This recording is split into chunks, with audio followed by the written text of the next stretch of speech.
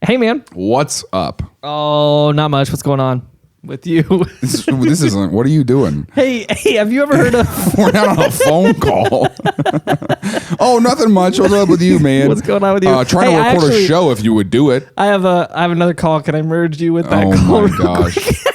Okay, Here's the problem. We've probably just gone viral on TikTok again. Yeah, probably. And this is someone's first episode of TILLN. Experience. And I want you to know this is it. This is what it is. Yeah. Every time. Yeah, actually. But speaking of phone calls, have you ever heard of AT&T? There's a guy named Alexander Graham Bell. You ever heard of him? AT&T started World War II, and you can't change my mind on that. You should really look it up. It's really interesting to watch them drop it. Here's things I would like to learn about, because I'm tired of sitting through these episodes of the crap that I don't want to learn about. They're the mob. AT&T's the mob. Support on Patreon. We're going to kill you. Things I learned last night.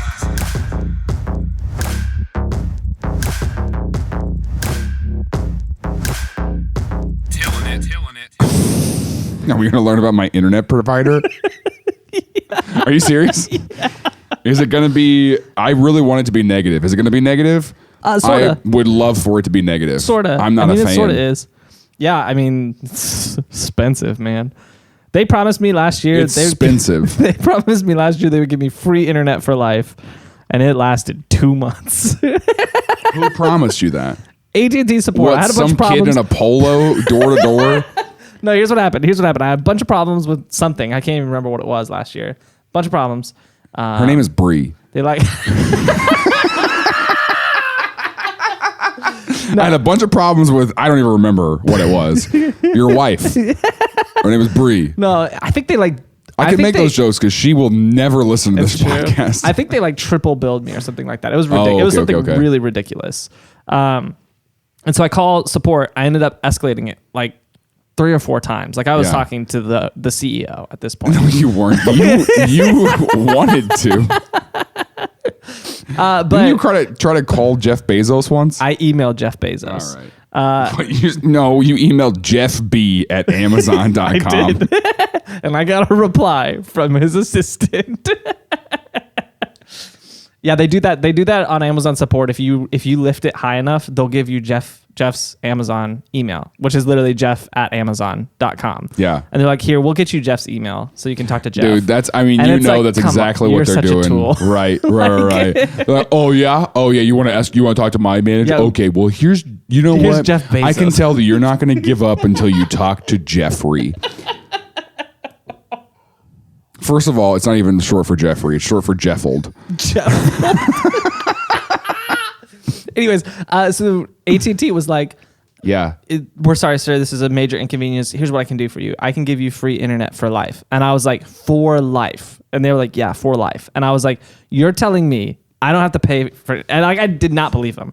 I made them commit to it over and over again. You were like, for the rest of my life. And they were like, yes, for 15 more years. They were like, yes, for 2 more months. I was like, what are you going to do?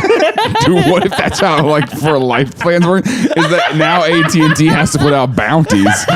They got to put out like freaking, and it's one of those things where you're just like, don't tell me when it's going to happen. Yeah. And then they just take you out. Yeah. And then they just, it was, AT and take you out. That's what it is. But yeah, a couple months later, I got charged for my internet. So I called them and they were like, oh yeah, we're sorry. We're only supposed to give that deal to people who live in San Francisco. Oh yeah, we're sorry. We lied. That was the whole thing.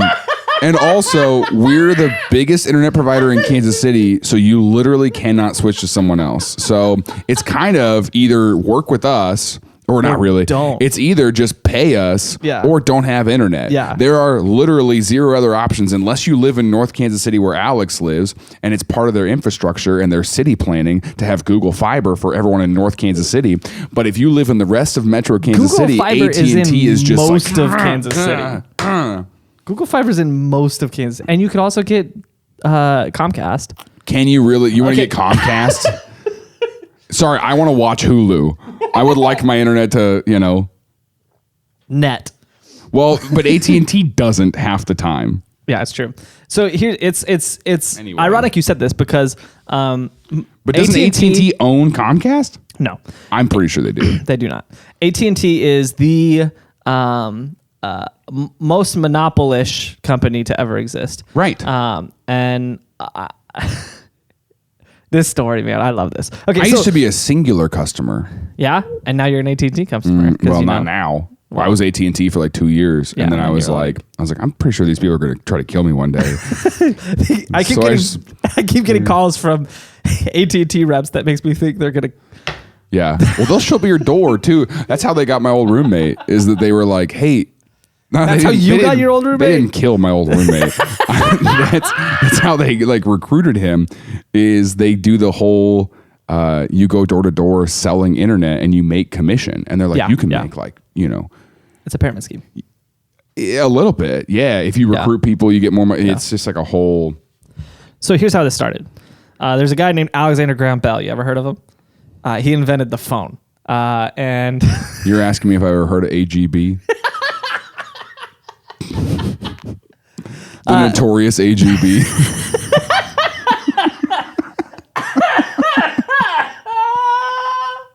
Oh gosh. Yeah. I am asking you that. Yeah, I know who that is. So he invented the phone, and he started the company in 1875, the roaring 70s.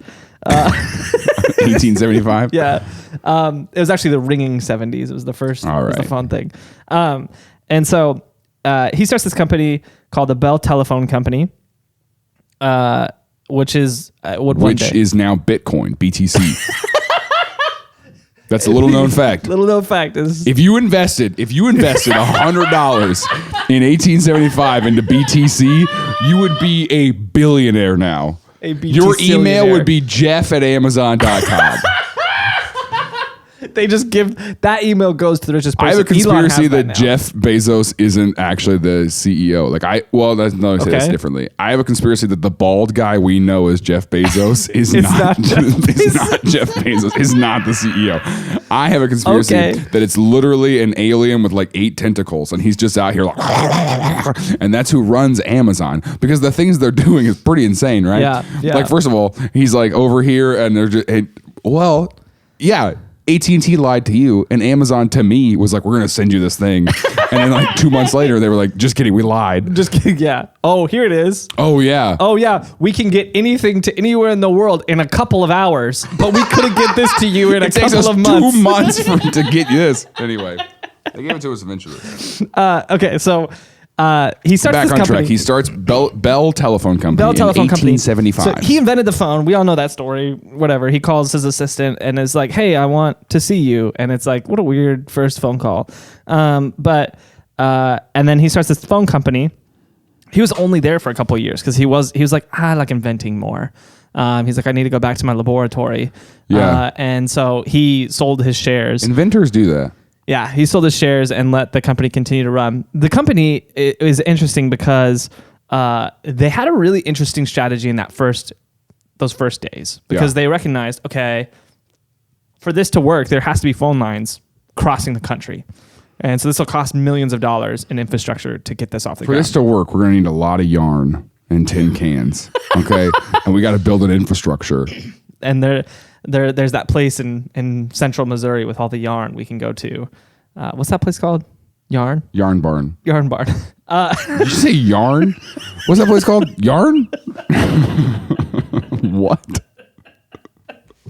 Welcome to the city of yarn. Well, actually, I opened one of my dream businesses is to retire with my wife will run the Yarn Barn, the yarn section, and then I'll run like a little ice cream place. Yeah. And then we'll have a sign out front that says, "My milkshake's bringing all the boys to the yarn." Oh no. Okay. That's where I'd like to retire.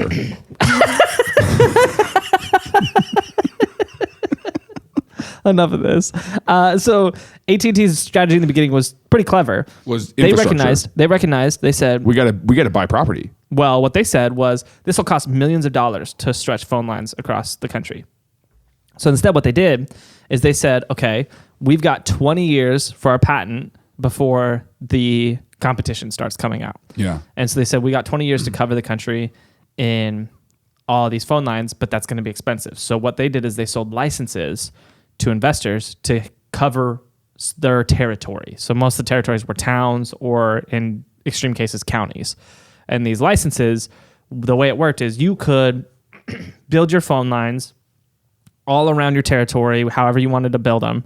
But you couldn't connect to other territories. You just had your one territory. You couldn't go outside your territory. So you can only call people in your territory. Within your territory, yeah. And what AT&T did is they built the connections. And so that's where long distance phone calls came from. And so when you wanted to make a call outside of your territory, it became long distance. And then AT&T, you had to pay AT&T for that call. The way AT&T structured this contract was really interesting, though, is because these local territories, they had a 10-year term where they could run their license. At the end of 10 years, AT&T would buy back their territory, I guess, their company that they started. So an investor would say, okay, well, I can invest a few $1 million to build all this infrastructure and then run the company and make money, make it profitable for 10 years. And then I've got a guaranteed buyout at 10 years. So after 10 years, they still have 10 more years with no competition, and someone else built the infrastructure. Interesting. But those whole 10 years, they have a monopoly on the long distance market. So at 10 years, what they ended up doing is they ended up only buying about 40% of these territories back because of a few reasons. Some of them they negotiated with the owners and they let them keep their licenses. Some of them, there just wasn't a big enough market in that territory. So they said, you can keep that. And so those were kind of the two leading reasons. But there was also a budget thing because it ended up being way more profitable than I think they even expected. Okay. And so they could only afford to buy back so many territories. Hey, thanks for being here for Things I Learned Last Night. If you want bonus content, early access to episodes, and a whole lot more, including a Discord channel, we have that available to our Patreon supporters. To sign up for that and for more info, text TILLN to 66866. But they bought back the vast majority. Because a lot of those people wanted to keep the investment. Yeah. A lot of them were like, wait, okay. I can make more money keeping this. Yeah. So a lot of people ended up renegotiating. The people who they bought it back from were probably people who had already spent that money. Yeah, maybe. Yeah. Or just didn't want to do it long term. Or maybe they were just like, I want out of this. I'll take my payout. But I think there were some people who were like, man, I could stick in this. Let me pay another license fee and I'll stick it out and make more. So they did this for a while. And then obviously their patent runs up. And this is a really interesting moment in telephone history because it's now basically the early 1900s. Not quite, but basically the early 1900s. It's the 90s. It's the roaring 90s. Every decade in the past is the roaring that decade. The roaring 90s were crazy. Nirvana was really big at this time. Shut up. Keep going with the phone. So it's crazy to me that like Civil War, 10 years later, phone. Yeah, isn't that nuts? That's just weird because I'm picturing Civil War time. You know? Yeah. I mean, that's hard. What to do you imagine. picture when you picture the Civil War? I picture, what is it? That Mel Gibson movie? That's Braveheart? No. Mel Gibson has a Civil War movie. Does he really? I think so. Yeah, The Patriot. Yeah. Yeah, that makes way more sense. I didn't know that was Civil War though. Yeah. That's what I don't watch Mel Gibson movies. Yeah, my parents made me watch that in high school because they didn't want me to enlist in the army. And they said, watch this. And then afterwards they were like, do you want to go to war? And I was like, no, that seems That's how they awful. sat you down? They were like, is this what you'd like for your life? But it worked. It's like that guy who comes to your school and tells you, it's like the DARE program, basically. Yeah, kind of. He was like, this is what drugs do. People behead each other over drugs. And you're like, what? You're telling third graders about this. Isn't that wild? Yeah, that's pretty true. Anyways, so the roaring 90s. The roaring 90s. 1890s. The patent opens up and everybody's like, I can make phone company. Yeah. But it because English wasn't great at the time. There was old English. Yeah. I can make phone company. There was a group that talked like 4 score and 7 years ago. And then there was another group that was like, I'll make phones. And you're like, what? I make phones. So You do phones make. here was the issue with when the patent opened up. AT&T covered the nation in phone lines Yeah. already. And so it was You couldn't millions use of theirs. dollars. You couldn't use theirs. Yeah, And so it was $1 million There's investment. no one else can catch up. Yeah. So there was so much infrastructure to catch up on. That's at that point. how they couldn't catch up in the States. And then alternatively, what happened outside And Alexander Graham Bell, yeah. like,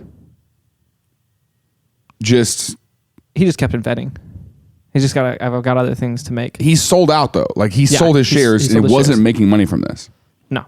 Well, I mean, I'm sure he might have had a royalty. I'll look it up real quick. Yeah, was he making?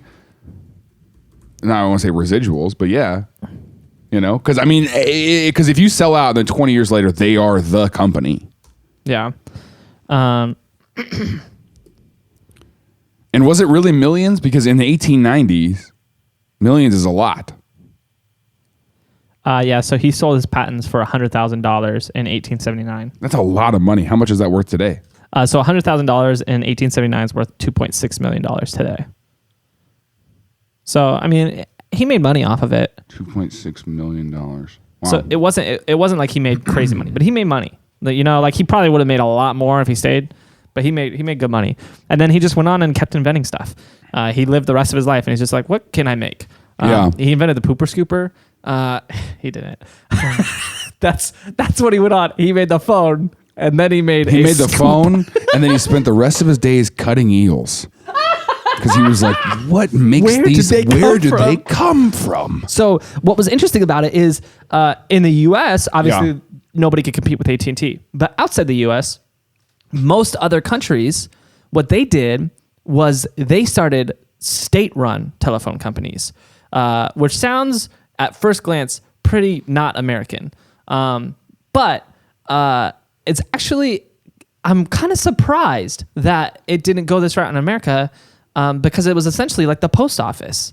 Right. And so there was these state-run companies that they handled your phone calls just like the post office handles your mail.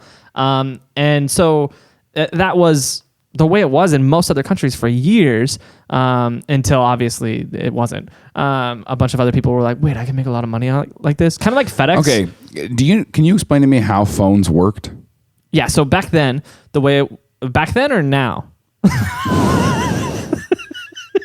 Now you say Both. Isn't now that you the just same? talk to it and it does stuff.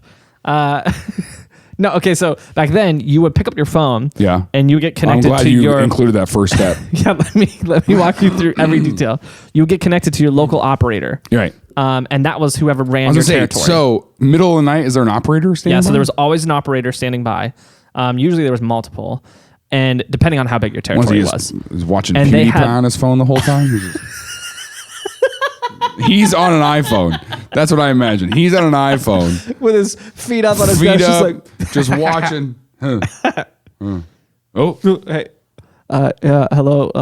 is that I'm the how operator. unclear he talked to? Hi. And they were like, Phone. phone make. Hey, you've reached phone. Day. Boom. am Can't even phone. say okay. Day.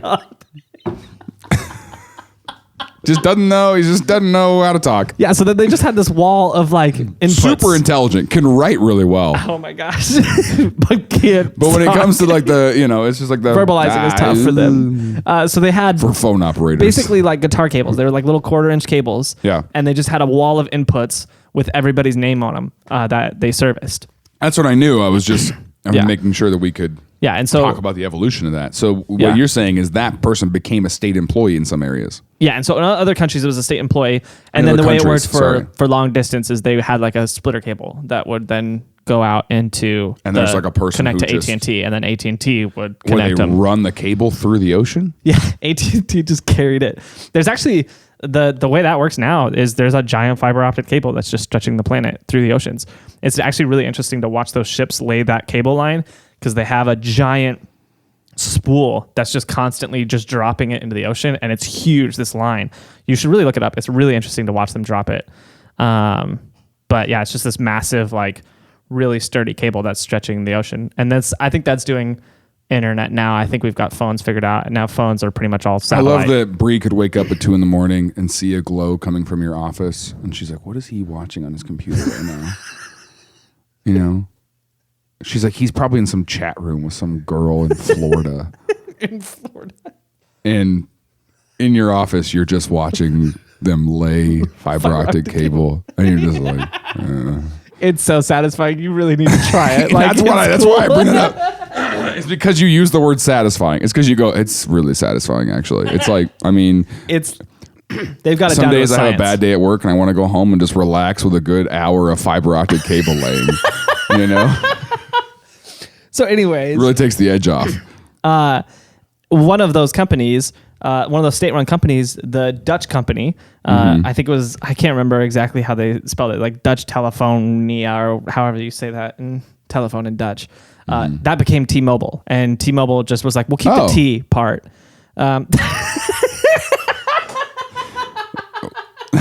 This word has a T in it. We'll keep that, I guess. We'll keep that, keep everything else. So they're Yeah, that's they're a Dutch company. Yeah, originally. They're I don't think it is anymore. From Dutch. Dajija.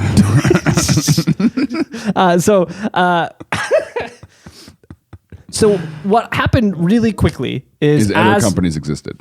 As these other companies began, they started realizing it's impossible for us to compete with AT&T. Yeah. And so in We have to work with them or absorb into them. Yeah. So in like 1907, the government was like, this is kind of a monopoly. So pretty much immediately, they were like, you guys, a little too big here. And so they started kind of like... And then AT&T was like, all right, well, actually, that area is called Comcast. And they're like, but that's still you. And they're like... They're like, why don't you email Jeff about it? No. When I'm in Phoenix, I go by Jeff. Doesn't make you a different person. Yeah, it does. Okay, so this is actually really close to what happened. No, I know exactly how you break up monopolies is you just name it different things, have a different CEO, have a different structure, but all the money funnels to the same things. That's how... So they spent... When you go to the chip aisle, who do you think owns all those chips? Do you think it's a bunch of... You think there are like 50 different chip companies? No. No, there's two different it's the chip same. companies. It's Kroger and then other Kroger. Lay's, Frito-Lay's, It's man. Kroger and the other company's literally other Kroger. And then they were like, this is a little too on the nose. We're going to change this. Okay. We'll call it okay. Okay. Allez. All right. So they spent the next like 30 years fighting them. There was a couple of dips because of the wars, both of the wars. Which ones? You know, the world wars. You the know, big the ones. ones? The wars. The 1 and the 2. Yeah. And they kind of got a little bit of... It was World War and Obviously- then other World War. other world war. They got a little bit of like... obviously the war, the government was occupied. Yeah. But they were instrumental in the war because they pretty much took care of communication in the war. And so the government kind of laid off them a little bit because they were like, yeah, they're helping us talk. And that's important in this. And so they kind of backed off for each war. And then like after World War I, they were like, okay, but hey, the thing that we were talking about before the war. Hey, war's over. Yeah. Nice. Hey, by the way, that By thing the we way, were talking remember about that. before. Oh, shoot. War's over. And then coincidentally, another war before they could get it figured So out. here's the theory, right? Hey, thanks for being here. We've got merchandise. It's a way to support the show and help us do more stuff, buy new equipment, reach more people. If you like what we're doing and want to help us do that more, please consider doing that. If you want a link to that, all of that's going to be sent to you if you just text TILLN to 66866. I'll tell you, it's not a thing where we're going to text you a lot. It's not a text service. We're not going to like send you more. It's just a way for you to get a link. It's one text. That's all we're going to send. I promise you. You know where I'm going already, is that World War I happens, all right? And it's like, and actually a lot of Americans didn't like World War I. Yeah. And then everyone was like, that was super weird. We did that, right? And AT&T was like, yeah, it was pretty crazy. But they got the heat off of us, right? And then the government was like, hey, AT&T. And they were like, actually, And then AT&T started World War II. They're like, did you see this thing? This is fact. This is canon. Actually, you can say canon. This is world AT&T history canon. This is AT&T canon. So AT&T started World War II, and you can't change my mind on that. Okay. So World War II There's no ends. evidence to say they didn't. World War II ends. They get a little bit of padding for a little bit. Yeah. And then the government comes back and is like, hey, so essentially what ended up happening is they had to split up from they had their own company that handled the phone lines. Right. But then they had a company that also manufactured the phones. And they were like, you can't do both. And so they split that up. And so then they were then just focused on the phone lines, not manufacturing the phones. AT&T was like, okay, fine, we won't do that. But then a few years later, they were like, yeah, this still is a problem. Like, you're still kind of the only one doing the phone line thing. And so it ends up taking them about 20 years. And then in 1984, they successfully broke up AT&T. And so it split it up into... In 84? In 84. Wow. So but yeah, in 1907, it kind of began where they're like, you guys are a little too big. It took almost 80 years. For them to successfully... That's what I'm saying about like split social media, though. They've been trying to break up Facebook for a little bit. Yeah. They're like, listen, Facebook, you run... Like, if Facebook tried to absorb TikTok, I don't know what they would do. Yeah. Well, yeah. Yeah, that's a good point. So they ended up splitting it up in 84 into companies that were based on region. So very similar to the original model for AT&T. Right. So AT&T still existed. So there was AT&T was one of the companies that And then it went to KC&T. BT&T, CT&T. So was that Connecticut? Connecticut CT&T? No. Oh, Connecticut. I was saying KC&T. No, I was saying just go through the alphabet. Oh, got it, got it. ZT&T. ZT&T. Hello, where's ZT&T? Hello, no. my name is Ronald. I am from PT&T. So it's split into, I think, 9 companies. NYNEX, Pacific Telesis, Ameritech, Bell Atlantic, Southwestern Bell Corporation, obviously AT&T, Bell South, and US West. Now they're all back to being a part of AT&T, right? Close. So you probably have heard of some of these. These were regional. So I grew up knowing US West, which ended up becoming Quest, and now is CenturyLink. So if you've heard of any of those, you probably live in the West or have watched the Seattle Seahawks play football because they own their stadium. But then like SBC, that's here, the SBC Sprint. Global. I don't know if they have Sprint. I could be wrong. Maybe they do. But anyways, No, T-Mobile absorbed Sprint, so T-Mobile, that's what it's part of it now. But anyways, so these companies, Bell Atlantic bought NYNEX in 96, and they rebranded to Verizon. Oh. And then SBC went and they bought Ameritech and Pacific Telesis, and then eventually Bell South. And then they bought AT&T and rebranded to AT&T in 2005. Yeah. So what happened was they got split up, and now there are 3 companies from the split. So it got split into 9. Now there are 3. CenturyLink, which is the only one who kind of stayed on its own, was like, we're good by ourselves. and AT&T. Verizon and AT&T are the 2 other ones. All the rest of the other companies became Verizon and AT&T, which Verizon is just 2 of them. So really, of the 9, 6 of them are once again AT&T. And then AT&T also went, I mean, SBC before they bought AT&T went and bought a bunch of other companies. Yeah. And AT&T, since it became the new reorganized AT&T, has also bought a bunch of companies. Again, most noteworthy being DirecTV was a really big one. They bought that up and got into the TV business. They also got into... Does AT&T own HBO, or how are they connected? Yeah, so I don't know if they actually own HBO. I'm not sure. I know they bought, or they're in the process. I'm not sure on this. I'm foggy on this part. I know they're in the process, or they just finished purchasing Time Warner. Yeah. Which I think owns HBO. So then okay, that's what I was thinking. Yeah. Yeah. Because I know that I get HBO included in my internet. Yeah, I think they might have actually like successfully purchased them. Right. Now. And then they also bought a couple mobile phone companies, most notably Singular. and to create AT&T Wireless. So this was a big deal because in 2005, AT&T, in the 90s and the early 2000s, AT&T, like AT&T, kind of sucked. All their subsidiaries that split up were great, but the actual AT&T kind of lost its way for like 15 years because they were like, oh, what do we do now? Like all of our telephone distributors are different companies. Yeah. So they try to get into computers. They tried making computers for a little while, which I don't know if you've ever seen an AT&T home PC, but you haven't because it didn't succeed. And then so they just kind of had failure after failure after failure until they got bought up by SBC. And then SBC just went on a purchase other company rampage where they were like, what if we don't do anything and we just buy other companies that are doing things? And that's exactly what they did. And that's still what they do is they just what I'm buy. planning on doing. Yeah. They're like, we don't have to do What anything. if we just don't make a podcast anymore? What if we just buy What if we other just people buy who make AT&T? podcasts? Let's make an offer. That's our new goal is to If you buy support us on AT&T. Patreon, that's the goal. The goal is to get enough people who support us on Patreon to make enough to buy AT&T. And if you help us do that, we promise to our patrons, we'll give you free internet for life. Yep. Yeah.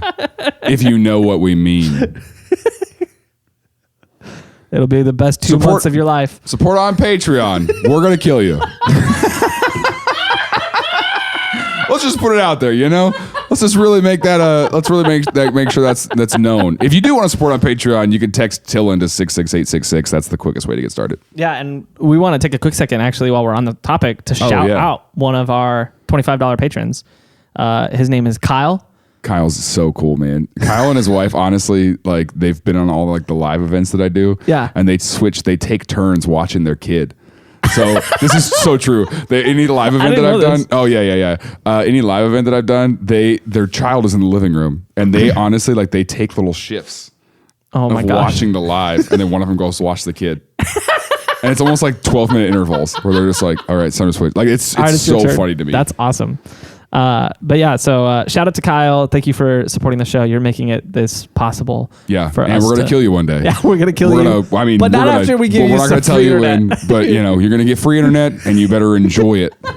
You better use that free internet to watch as many fiber optic cables going to the ocean as you can, because we are gonna take you out. You think we're just gonna let you leech off of us forever? Oh my goodness. So here's where we're at now. AT&T bought Time Warner. For legal purposes, I'm being serious. And I'm being serious. And it was a shock because everybody thought they were like, there's no way they're gonna let this go through. Right. AT&T's got so much slack. Slack? No, they don't own That's Slack. not the word. Oh, okay. They've been taking flack from the government for as long as they've been around, pretty much. And so everybody didn't expect it to go through. But what's crazy is, I mean, this is a vertical merger. So these are companies in two different industries that merged, and that never gets shot down. So I think that's what they figured out is, okay, we can't go buy companies that do exactly what we do. We just have to buy all the other companies that do different stuff. Yes. And it'll go through. Also, in 2015, they said, wait a second. In 84, we got split up into a bunch of different companies. And that was really great for us, SBC, because now we're a company, but we weren't before. But if now, to stop that, what we could do is we could just give, I don't know, $30 million to the government every year. And so that's what they're doing now. They're just giving $30 million. And they set up they have a whole department of lobbyists that their whole job. Yeah, absolutely. Just lobby, just schmooze the government. That's all they do is they schmooze the government. And then they just go buy companies that are adjacent to what they do. So it's technically not a monopoly, but if you think about it. And politicians need that money for their campaign to stay in office. So they take that money, and then because they took that money, they can't do anything about the problem that exists. And anyway, it's a problem. So hey, it's super cool that we're, anything that's wrong with the world can never be fixed. Think about that. Yeah, that's pretty fair. So it's a big problem that you just brought up. We should do an episode on lobbying to explain how that works. Would be an interesting episode. Yeah. I'll have to look into that. I'll have to learn some more about. Here's things I would like to learn about, because I'm tired of sitting through these episodes of the crap that I don't want to learn about. I'm just tired of learning about your dumb stuff. Tell me about lobbyists. Tell me about. That's about it. That's what you want to. That's all I'm interested in. Oh my gosh. Denominations, maybe. here's what's interesting about this though, is they technically aren't a monopoly in the fact that they don't own all the phone companies. They have competition now, right? But they have an interesting, strange monopoly now that is kind of uncategorized, because now they run the company that gets you internet, gets you your TV service, and owns the TV channels. So they own that whole stream down the line, where it's technically, they're not the only one. There's others out there, so they're technically not a monopoly, but they own the entire stream for you now. Where before, it used to be you would have somebody separate on each step of that road, where they went and they're like, let's just buy the whole road. And so it's technically okay because there's competition. They're not the only option out there. But if you run with AT&T, I don't know if a lot of people are killing their TV services now because it's streaming. Yeah. But I don't know if you've noticed this. This happens a lot on TV channels now. There's these disputes between channels and providers where, like, I saw this the other day where it was like Channel 9 or NBC just wasn't available for like a month because they were in a dispute with DirecTV. They're like, you can't have us right now. And they were like, come on, like, just come back. And they were like, no means no. And they were like, but we're creepy. They were like, well, yeah. AT&T is the creepy guy who just won't take no for an answer. It's just, come on. So they're kind of like, so. What if I paid you? What if we gave you more money? Oh, okay. What if we bought you? Do it, or we'll buy you. Or we'll buy you out. That's honestly a real thing that happens. Yeah, so it's making the whole industry just kind of like, I don't know. I don't want to say cripple, but it's making it not function well. It's hurting it all because so much of it is just too connected. So it's a really interesting era for AT&T. I don't know if Alexander Graham Bell ever expected any of this to come from his company. I think he knew it. That's why he got out. In 1875, he was like, "Oh, I see that going downhill pretty fast. Yeah, give me my $100,000 and let me peace out of here. Get out of here. I'm going to invent." He actually invented a new cable a few years after the phone that is very, very similar to the fiber optic cable, which actually really, really was the kind of Achilles heel for AT&T in the phone industry when that fiber optic cable ended up actually coming out and being widely used. AT&T wasn't using that cable, and they couldn't keep up with their competitors who were. And so then they ended up transitioning and getting the fiber optic cables, but it was a huge struggle for them in the beginning. And the invention is very similar to something that Alexander Graham Bell invented, but nobody adopted back then. And I don't really understand why nobody did. Anyway,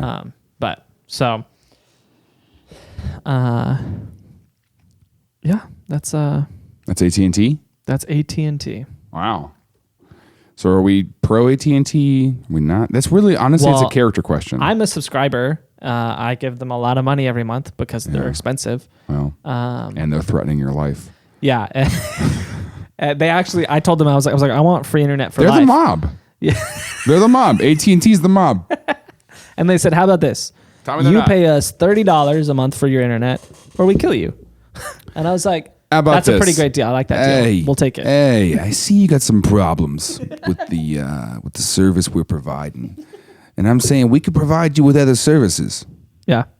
If you catch what I'm saying. That fiber optic cable isn't the only thing that's going underwater this month, I hate that.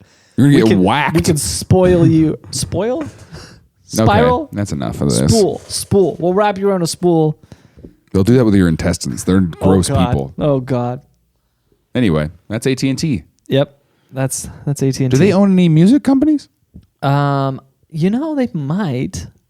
We should make we should try to get acquired by AT&T. We should make something that they could buy from us. That they'd be interested in buying. Yeah. We'll call. Why are we not called Fiddle Off Productions? That's pretty good.